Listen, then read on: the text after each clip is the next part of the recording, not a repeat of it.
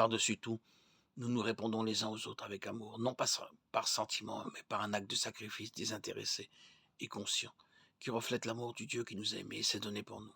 Galates 2:20. Nous ne sommes plus citoyens du monde, mais en dehors de lui. 2 Corinthiens 6:14, 7:1. Nous comprenons que nous faisons partie d'un royaume céleste gouverné par Dieu. Les choses de la terre ne nous attirent plus. Colossiens 3:2. Nous ne craignons pas et n'exagérons pas la souffrance sur terre ou les épreuves auxquelles nous sommes confrontés, et nous n'accordons pas d'importance aux choses que le monde valorise. L'identité est définie comme l'aspect collectif de l'ensemble des caractéristiques par lesquelles une chose est définitivement reconnaissable ou connue. Donc notre nouvelle identité en Christ devrait être reconnaissable à la fois pour nous-mêmes et pour les autres. Si nous sommes en Christ, cela devrait être évident, tout comme être dans le monde l'est également.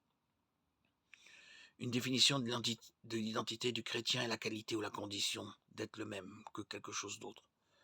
Dans le cas de notre identité en Christ, notre vie devrait indiquer que nous sommes les mêmes que Christ. Le nom chrétien signifie littéralement disciple de Christ. Même notre corps et nos actions reflètent le fait que notre esprit n'est plus conforme au monde, mais qu'il est désormais un instrument de justice pour Dieu. Romains 12:1-2. Je vous exhorte donc, frères, par les compassions de Dieu, à offrir vos corps comme un sacrifice vivant, saint, agréable à Dieu, ce qui sera de votre part un culte raisonnable.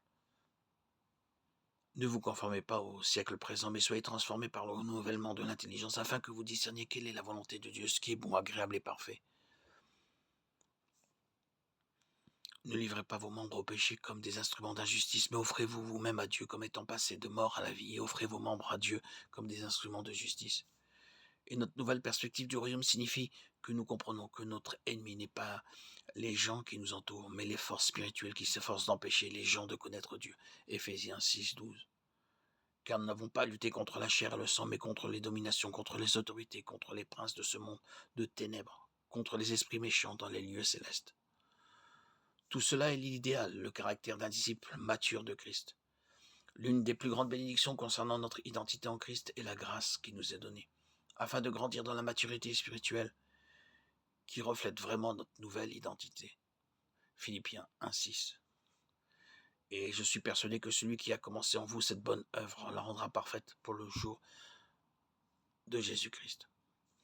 Nos vies à la lumière de notre identité en Christ sont remplies d'un Père céleste, d'une grande famille aimante et de la compréhension que nous sommes citoyens d'un autre royaume et non de cette terre.